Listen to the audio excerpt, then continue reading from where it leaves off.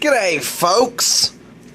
I'm getting ready for a big party, but I figured I'd do another brew video.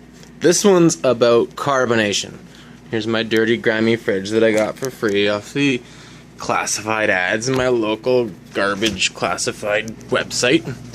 And here's some beers that are done.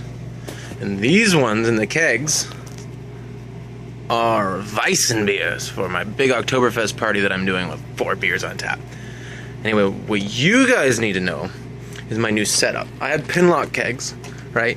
And I don't use carbonation stones because it cost me a fortune to like outfit, 30 kegs with carbonation stones and lids. That would be quite the price. So I used to do the shake at 30 psi for about a minute method. But nowadays, this is what I do. Since I got this fridge, I actually ordered a bunch of gas line adapters and made the manifold. But here's my little trick. Here's what I did. So I got my 20-pound CO2 tank, and that goes in. That goes in the manifold with my check valves and switches and such, or whatever's in there. And I use the beverage input, which is supposed to be the liquid out port. So I put beverage adapters. If you're familiar with pin locks, that's the 3-pin post. You could do this easily with a ball lock setup.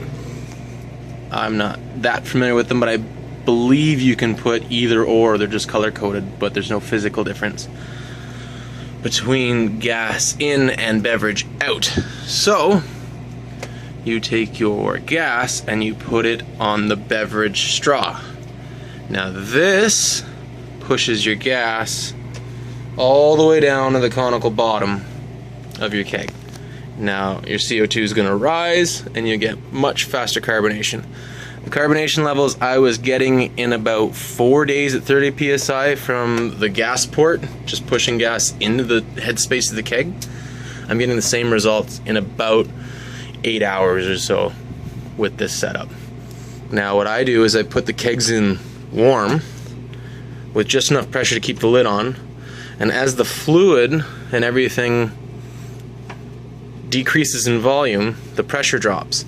And as this cools, the pressure will drop and get replaced by pressure from the gas lines and bubble up through. So in about 8 hours, I'm getting fairly cool beer with a pretty decent head on it.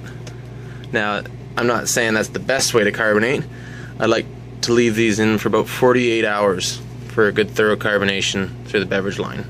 So that's my little bit of ingenuity that I think you guys might benefit from. So if you're a home brewer and you have access to a fridge, try this out. It might only cost you $6 or $7 to get the different adapter if you're on pin lock. It might work.